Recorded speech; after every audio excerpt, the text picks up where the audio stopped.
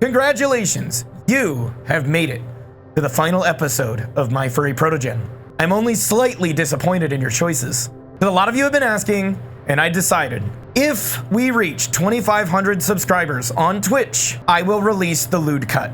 If you or a loved one has been diagnosed with the thirst, come on down to my subathon, which is happening and live right now, where we just edited this video you're about to watch. It'll be an OnlyFans exclusive or a Fansly exclusive. I have not decided yet, but you can help get us there. Every subscription extends the length of the time I have to spend streaming, and your support helps support the channel.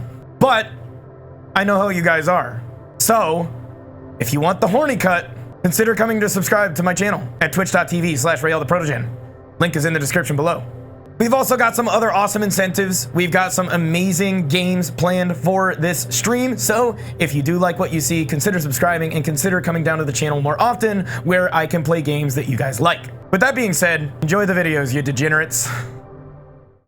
Okay, we know what kind of game this is now. Hello, everybody. My name is Raeal the Protogen, and welcome back to my Furry Protogen. This is part 4 of the game. And in the last episode, Juno and I got to know each other really well. I got to knock something off my bucket list. Yeah! I called her Miss Juno in more than one way. And you know what? Worth it.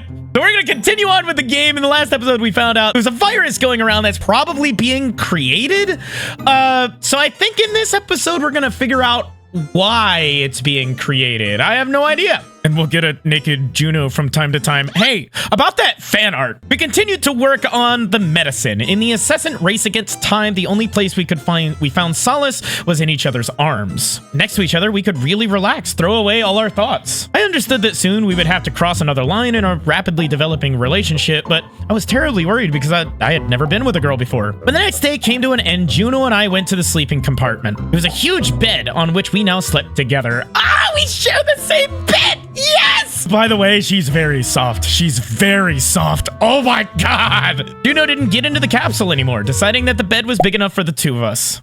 God! Naked! Ah! I can't show that!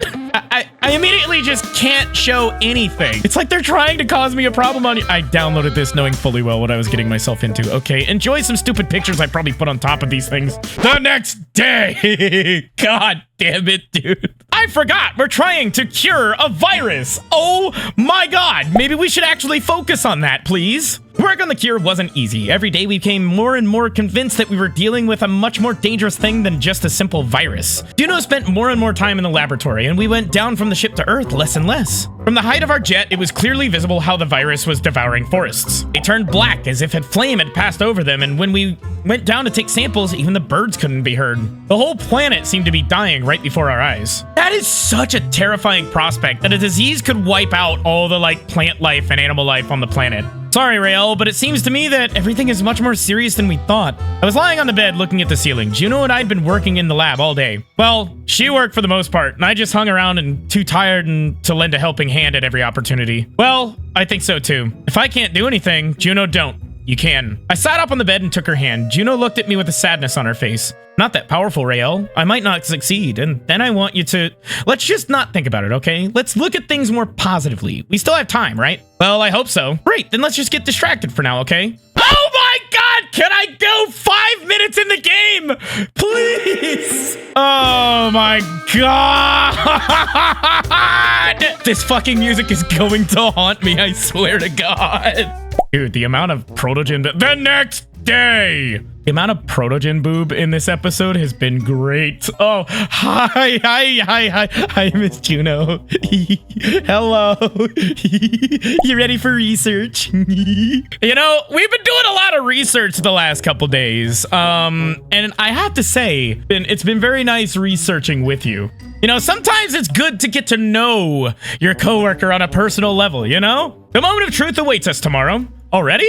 Juno nodded. If this attempt fails, I don't know what else to do. This virus seems to be mutating. It spreads to the carriers and devours them in a matter of hours. That's why it's so difficult to get the cure out. We will succeed. If not now, then it'll be too late. I'm sorry to say this, Raeal, but that's what I'm afraid of, that it'll be too late. I was thinking about going to my parents. If you don't mind, I want to see them, make sure they're all right. I think they have already realized that something terrible is happening. Of course. this is the right decision, but I'll give you a protective suit. You can't land without it right now. You could get infected, and then I don't want you to think about what might happen then. I don't want to lose you. Juno looked at me with a sad look. You won't. I promise. Everything will be fine. Don't worry, Miss Juno. I am a strong, independent proto. Nothing can take me. Not even a biologically engineered virus. Juno came up to me and hugged me. My hands went to her waist by themselves and slid to the curves of her hips. Raeal, I want you so... Again! Can I please go 5 minutes? Please? 5 minutes! The next day.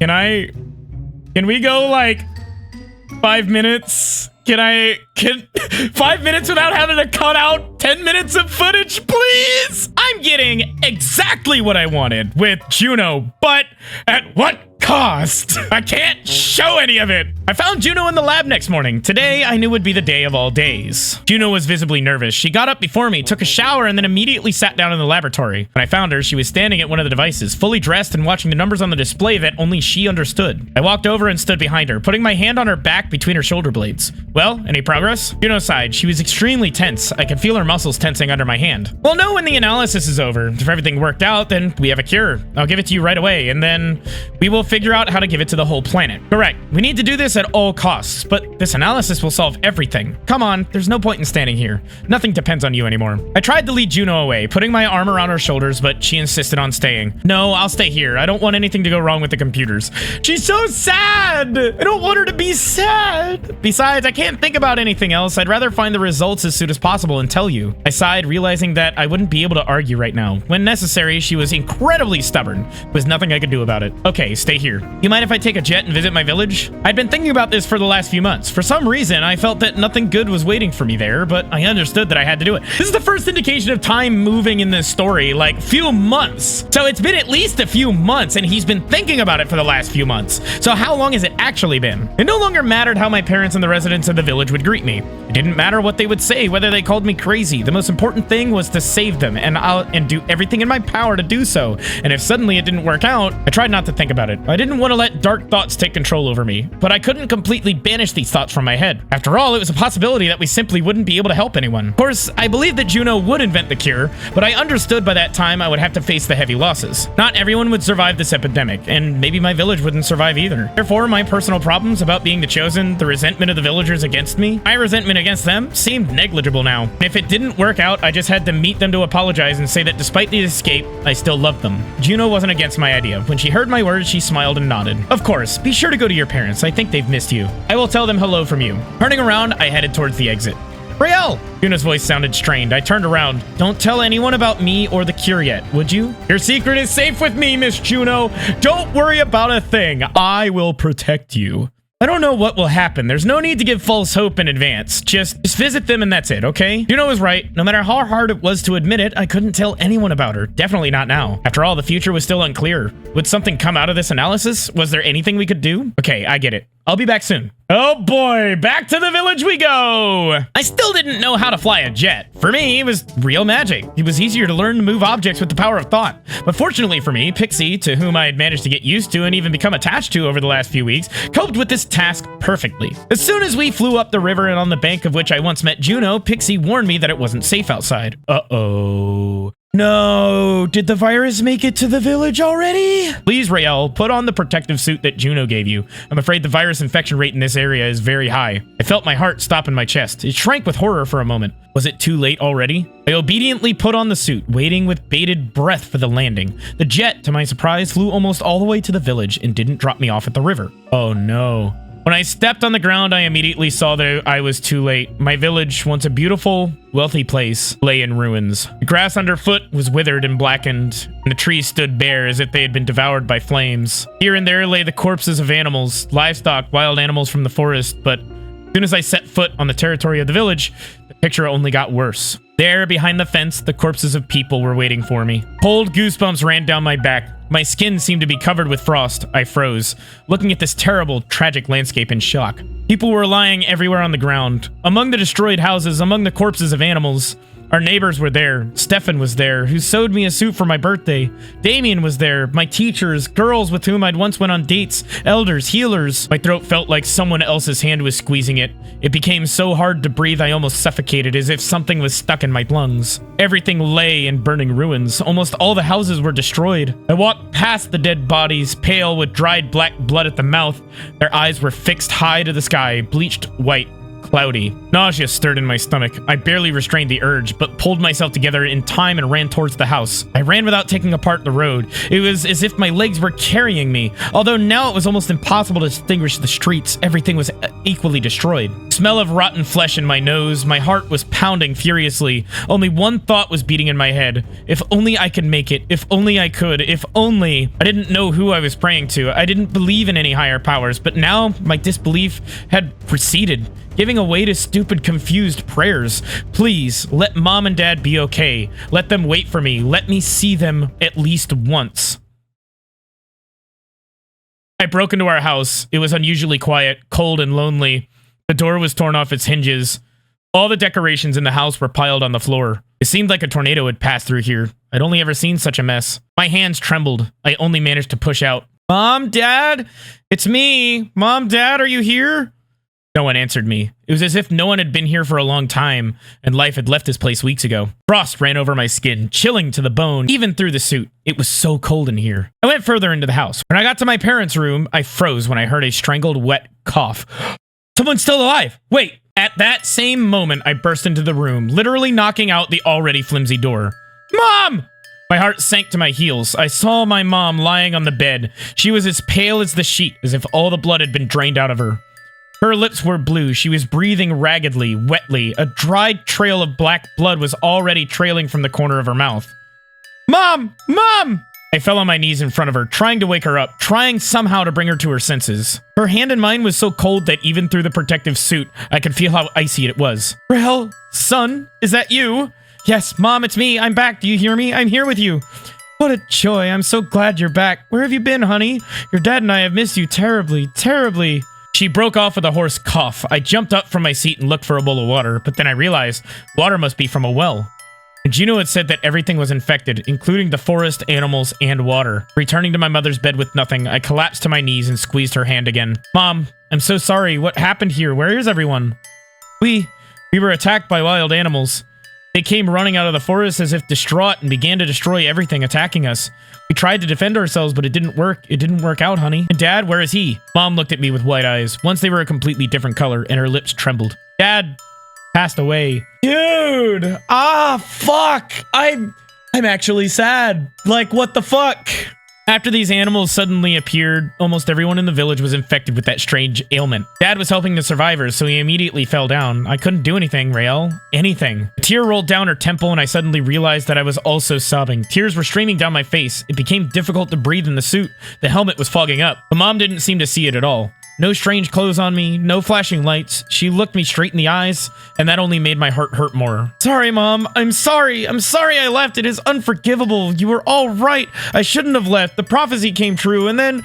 Damn it. It's all my fault. You all died because of me. I barely restrained myself from hitting the floor with my fist. Rage and guilt bubbled in me. They squeezed my heart so hard that I couldn't do anything about it. I couldn't bring myself to calm down. All my life, I'd been told that I should stay where I was born. I was told that I had a huge responsibility on my shoulders, and I was too selfish to accept it. And now the people most dear to me, my parents, had died. And my native village, the place where I grew up, where I spent my whole life, lay in ruin. It was all my fault. And the realization of this suffocated me, cut like a knife. I was scared, but at the same time, I understood that nothing could be fixed. How to live on with this guilt? What are you saying, Raeal? I left, and the prophecy said that if I left, our village would be destroyed, and here it is. It's all because I ran away like a coward, all because of me. I continued to sob, strangled, but when I looked up at my mother, afraid to see contempt, accusation, anger in her eyes, all this wasn't there. Mom smiled weakly, with blue lips, looking at me with a bleary look. You know when it all started, Raeal? When these animals came and then the people got infected and started dying?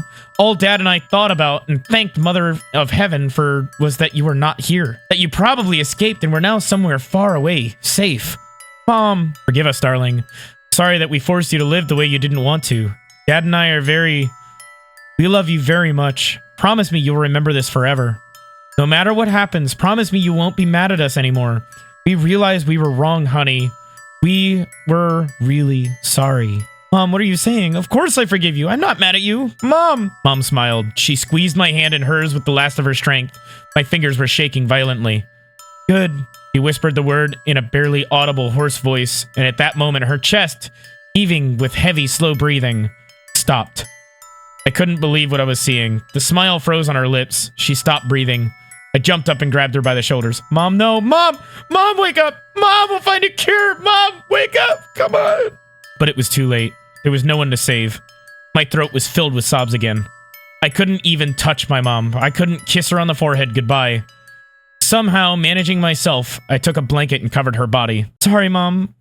Sorry it happened. Having said these words, I flew out of the house, and as soon as I was outside, I fell to my knees, right into the dirty ground, wet from the rain, and screamed with all of my strength. I screamed until I tore out my throat. I beat the ground with my fists. The world around me was breaking into pieces, into small pieces. Only when I had no strength left, I went limp on the ground. I wanted to visit this place for the last time. The last time, I remembered walking along the streets, training with Damien, helping my father in the garden. Everything was lost. I had nothing left, nothing but Juno. And as soon as her name flashed in my head, I jumped up from the ground and ran towards the jet. God, we just got hit with a lot of heavy shit. Look, I know we've been having fun with this series, and it's been a fun comedic time, but like, wow. I'm actually distraught right now. That was oh man. I had a feeling something like that was going to happen, that his village was already going to be gone by the time he went there. It was just kind of setting it up for it while they were trying to find a cure, but wow, man. Anyway, Pixie greeted me and asked if everything was okay. Your condition is unstable, Raeal. It doesn't matter. Take me to Juno. Yes, Raeal. The flight passed from me in a kind of trance. I could only see the face of my mother who had died in my arms, and I blamed myself for her death because I should have been there. I should have come back earlier. What did I do? I ran away like a coward, looking for my dream. Well, I had such a responsibility, but it was too late to lament about it. I was enveloped in such a rage as I had never experienced before, and it was directed only at one creature, at the cursed anomaly. I was ready to lay down my life to take revenge, to destroy this something, whoever or whatever it was, whatever created it. Once I was finally on the ship, I flew into Juno's lab. We urgently need to kill this damn anomaly, now! Juno was sitting in a chair. She looked extremely downcast. Her shoulders were slumped. Her gaze was fixed somewhere on the floor. I jumped up to her and shook her by her shoulders. Juno, we urgently need to destroy this filth. I was shaking all over, but Juno only responded in a lifeless voice. It's impossible. Oh no, can we not cure it? How is that impossible? What are you even talking about? Juno continued to look down, her hands on her hips. She looked tired and completely destroyed. What are you talking about, Juno? I couldn't create a cure? Juno looked up at me. These samples, it didn't work out. What we have isn't enough. I'll need more time, a month, 6 months, a year. I don't know. It's not possible right now. Sorry, Raeal. I'm sorry about what happened. I was rushing around the lab. What do you mean impossible? You said we could do it. You said we were halfway to the goal. And now what are you saying? Don't take it out on her. Do not take it out on her. You knew this was a possibility going into this. Do not take it out on my darling Juno. I will protect her, damn it. I'm sorry, but I couldn't have known that. The attempt failed. I don't know what else to do. I need more time. How much longer? My parents are dead. Everyone is dead. How much more time is needed? Juno looked up at me, startled. Raeal. Oh, I'm so sorry. I covered my face with my hands, trying to breathe and not let the tears come to my eyes. Tell me where the anomaly is. You said you knew. I'm going to go and destroy this shit, whatever it is. Juno shook her head empathetically. You crazy? Raeal, I understand your pain. Believe me, I understand what it's like to lose dear ones. But you can't rush into the pool with your head like that. We don't know what kind of anomaly it is. You'll just die. You don't even have immunity. Yes, but I don't care about this immunity. I'm going to destroy this thing. Just tell me where it is. Can't. Juno, didn't you hear? My parents are dead. My whole village, all destroyed. Some were torn apart by wild animals. Others got infected and died. There's no one left. Nothing. Emptiness. I don't care how dangerous it'll be. I just want to avenge them. I'm ready for anything. Do you hear? Just tell me where to go. Oh no, we made her go. We made her shut down her screen. Juno was silent for several minutes. She stared at me in silence, her helmet expressionless, as if she had just blacked out for a few moments. But I knew she hadn't, and I was waiting for her answer. Somewhere deep in my soul, behind the tornado of rage and despair, I understood what a difficult, almost insurmountable step for Juno it was. When I pushed her to sending me, the last survivor, to certain death. The one she was attached to, the one who literally forced her to get attached, begged, stayed by her side, and now I asked to let me go. I knew what she was thinking. I knew that she understood that she was responsible for me, and I was condemning her to a terrible fate, to be the only survivor again. But the despair in my gaze was too obvious, too bright. I was like a dying animal. I couldn't stay. Juno, as if seeing from my look that it was useless to dissuade me, that this was my only chance to somehow avenge my parents, silently nodded. Just sat there for a few moments, not moving, clutching the arms of the chair, then in a lifeless voice said, "Pixie, take Raeal where he wants, to the anomaly." "Yes, Juno." Raeal, proceed to the jet. Stood in front of her, not daring to take a single step. Gradually, the rage began to ease. My hands clenched to fists. I wanted to hug her. I wanted to promise that I would come back.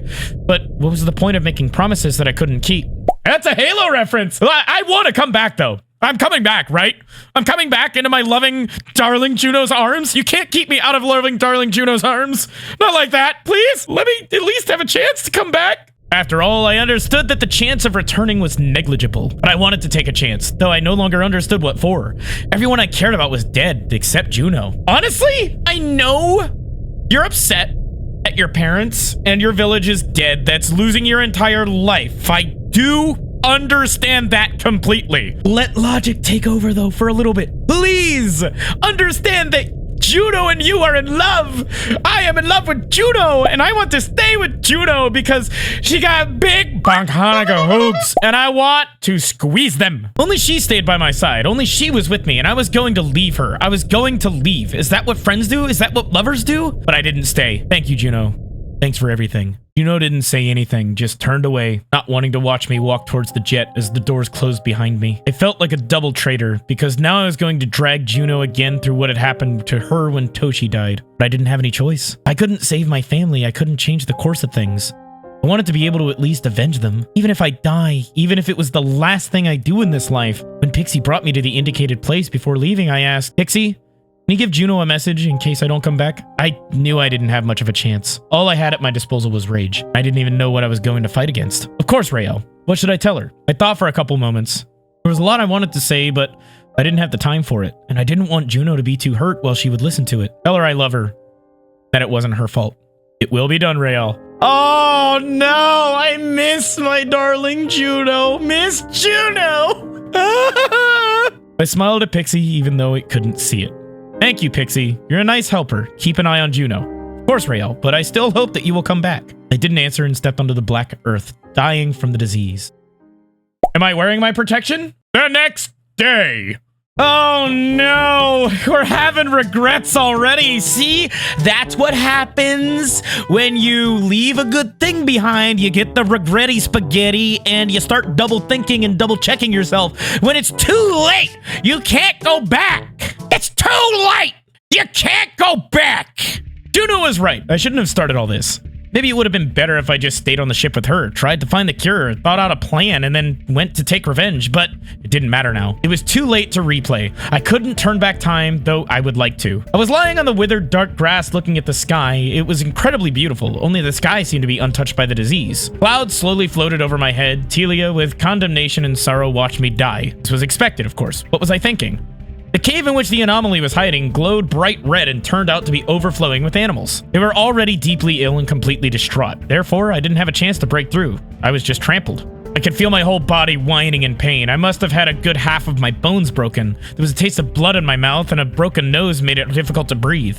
But despite this, I still looked up at the sky, admiring the beauty of this world for the last time. Maybe the next life was waiting for me. Maybe there was the Mother of Heaven after all, and there, in her village, my parents were already waiting for me, waiting for all those who died because of me. Mother of Heaven would probably be terribly displeased with me. After all, she gave me a task, and I failed at it so shamefully. And what would the villagers say? Oh, they'd be furious. They had been telling me for so many years that I'd save them, and where was I now? I didn't save anyone, and I couldn't even avenge them. Probably, after all, it wasn't me who should have been chosen, but Damien. He definitely wouldn't have left his people, not like I did. If fate really existed, if there was a Mother of Heaven and Lit, then they had decided that I was decommissioned material, and my destiny was to die like this, here, all alone, under the weight of unspeakable guilt. What a strange thing fate was, after all. Even when it was predetermined, it could throw up surprises, but it was all my fault, and I was ready to accept the punishment with honor. The next day! A measured squeak came to me, as if through a column of water.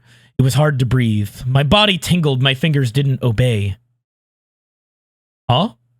Barely opened my eyes and looked at the ceiling. There was no sky above me anymore, only dark metal. Tried to call for help, opened my dry lips, but only a wheeze escaped from my mouth.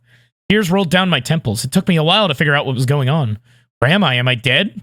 When the control over my body began to slowly return, I got up from the place where I was lying. Did Juno come save us? It turned out to be a bed, quite soft and comfortable. I had some wires attached to my arm, which stretched to a strange device and that looked like a box. What the? Somehow swung my feet to the floor. I raised my hands, rubbed my eyes several times. Where was I? Was this all real? Juno? My voice was too hoarse to shout. I coughed and breathed greedily. Tears sprang out of my eyes again. Somehow I got up and went in search of Juno. It was her ship. I wouldn't have confused it with anything else. Where's my darling Juno? Yeah. Oh my god. Okay, I'm so glad you're okay. I found Juno at the control panel. She was sitting at the captain's chair looking out the huge window at the small planet that now seemed even smaller. Or were we just moving? Juno? Juno turned around. When she saw me, she jumped up, froze, not knowing what to do next. She didn't seem to know how to react, what to say. My throat tightened with a spasm. I coughed dryly again. Raeal. Juno finally flew up to me. When she was only a meter away from me, she rushed into my arms, squeezed me tightly, pressing her whole body against me. Ah! Juno, I missed you so much! It was so dark down there and everything was scary and the anomaly was in the cave and there were animals that trampled me and broke my bones, but now you're here giving me a warm, soft hug. My head is in the perfect spot. Ah! Hey, now that I'm back on the ship, what you doing later? How you doing? You wanna go? Maybe we can study biology again sometime? Maybe, that'd be nice. How glad I am, Raeal. What happened? How long did I sleep? Juno pulled away from me, her gaze sad and gloomy. Wait, what's happening? For a long time, how long? Juno looked guilty for some reason. A month. I looked around as if there might be some clues in my memory. My last moments are preserved only in fragment. I licked my dry lips and noticing a bottle of water immediately picked it up and took a greedy sip. The fingers trembled even more. What happened? I remember dying, I think. I don't know if this is really true or if it was a dream. I found you at the cave with the anomaly. You were badly hurt. I took you away. You were still breathing, but then it turned out that you were infected. So sorry, Raeal. I've been working all month trying to do everything in my power. I haven't left your side, but I did it. There is a cure, but it only helped you. Forgive me. Forgive you? Are you kidding, Juno? You saved my life. Thank you. I'll be forever in your debt. Juno gave me a crooked smile, but her whole body still expressed an extreme degree of sadness and guilt, so I went over and shook her hand. Really, Juno, it's not your fault. You saved me. Juno sobbed. I shouldn't have let you go. How stupid I am. Why did I just tell you about this damn anomaly? I should have kept silent. I should have just lied. Because of me, you were on the verge of death. It's all my fault. I grabbed her by the shoulders and pulled her to me. That's not true, Juno. Believe me, it's not. I would have gone there anyway. I don't know how, but at that moment I felt such rage, such injustice, that I didn't think about anything. You only helped me. Don't blame yourself. It's all my fault. Juno pulled away from me, her helmet expressing only sadness. What is your fault, Raeal? I chuckled and shrugged my shoulders. I have not fulfilled my destiny. I disobeyed the elders. I disobeyed my parents. I wanted to live for myself. But is it possible? Is it right to live for yourself when you are responsible for so many people? I should have realized this earlier, but I was too stupid, too selfish. I wanted everything to revolve around me. I wanted to put my own interest above others. And what did this all result in? Juno looked at me blankly. You really think that you're to blame for everything that happened? Of course, and who else? As soon as I left. But the virus didn't appear as soon as you left. And even so, how could you stop the anomaly? Juno was looking at me with her head tilted to the side as if she really couldn't figure out what I was talking about. I don't know. Maybe it just wouldn't have got to us if it had stayed. It would have gotten to you anyway, Raeal. While I was synthesizing the cure, I learned something about the anomaly. As I suspected, it was created artificially, and it is programmed specifically for your planet. I suspect that each planet had its own anomaly, but back then I thought it was all the same. Wait, what? Somebody is intentionally attacking these planets to wipe out the life on them? Juno smiled sadly. You couldn't stop it, Raeal. Believe me, it was impossible. It would have happened anyway, but you would have died too if you had stayed in your village. So to some extent, your selfishness, or whatever you call it, saved you. I bit my lip from the side, feeling how fast my heart was beating. How everything in my chest was bubbling with disbelief and injustice. But why? Why did I escape? Why would someone need to send an anomaly to our planet? What does it all mean? Juno shrugged her shoulders. I don't know, but maybe you were saved for some More important purpose? I looked at Juno. My heart was beating fast in my chest, aching profusely, painfully contracting. What are you gonna do now? Juno looked away. Don't know. Sorry, but your planet. No one survived. Last time I was there, the whole area was infected. Sorry, Raeal. You're the only survivor. What you're saying is, if I was the last man on Earth, there's a chance. I'm sorry, I saw the opportunity for the joke. I immediately regret it. Oh, she is very tall. Wow, this is the first actual, like, background we get. Look at her! Oh my god!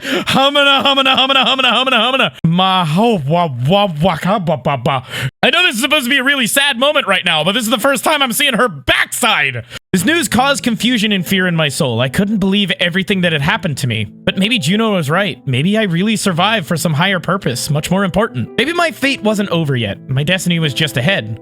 Or maybe it was all just a fairy tale, that there was no destiny, no mission.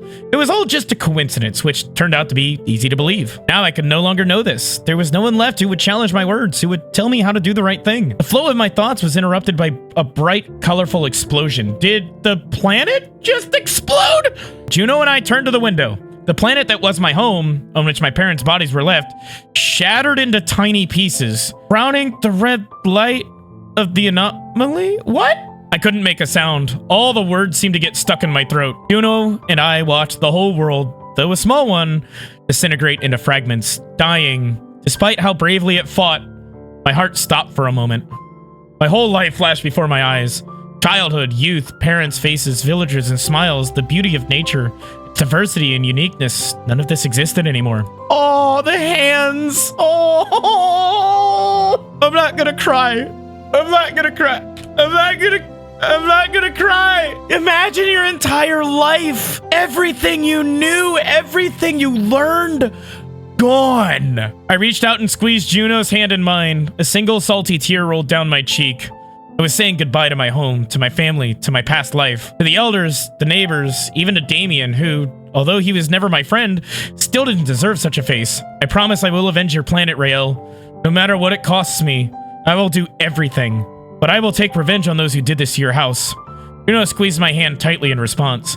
I felt the warmth coming from the contact of our palms. Juno was all I had left, and I was glad that she was there. She saved me, and I was eternally grateful to her. I was forever in her debt, and I was ready to give everything, if only she would never regret her choice in life. Thank you, Juno.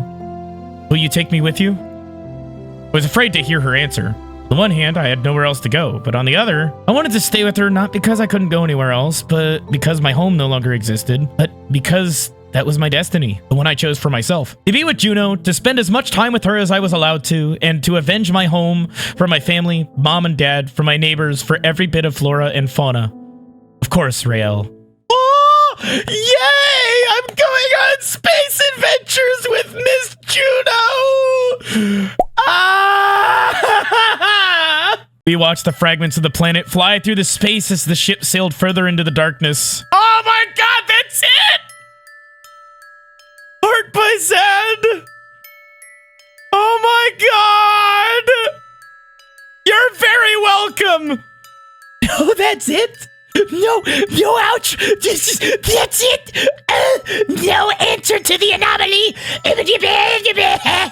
Well, my heart hurts, and I am now a sad protogen. But I got to hang out with Juno, and that's all that matters. I got to stay with Juno. Wow. That was actually pretty good. I've never played a visual novel before. I don't know what the standard is for visual novels. If this was shit, I wouldn't know. I enjoyed this. This was... Again, this series was never supposed to happen, so if you guys have been here since the beginning, thank you so much. Thank you for watching, and I really do hope you enjoyed it, but that's gonna be it for this episode. I really hope you guys enjoyed it. There's a gallery here. That being said, that is the end of my Furry Protogen. Thank you, everybody, so much for watching this video. I am Raeal the Protogen, and I will see you in my next video. Bye-bye, everybody! Wagga, wagga, wagga, wagga, wagga, wagga, wagga, wagga, wagga, wagga, wagga, wagga, wagga, wagga, wagga.